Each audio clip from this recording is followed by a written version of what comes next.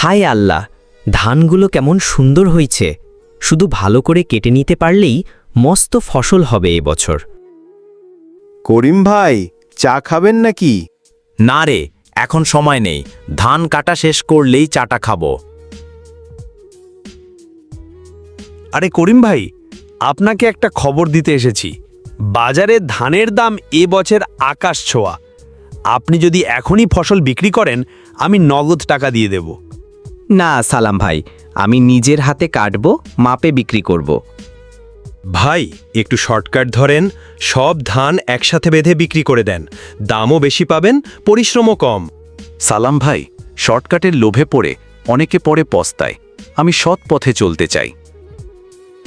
করিমকে রাজি করাতে পারলাম না, তাহলে রাতেই গিয়ে কিছু ধান কেটে নিয়ে নেব, বুঝবে না। হে হে, এত ধান গেল আমার গুদামে, কে বুঝবে? শোনেন, শুনেছেন সালাম ভাইয়ের গুদামে আগুন লেগে সব ধান পুড়ে গেছে। সত্যি নাকি? হ্যাঁ, আর শুনলাম রাতের আধারে কার ধান কাটছিল নাকি। আল্লাহর বিচার দেখেন, যেটা চুরি করে এনেছিল সব শেষ।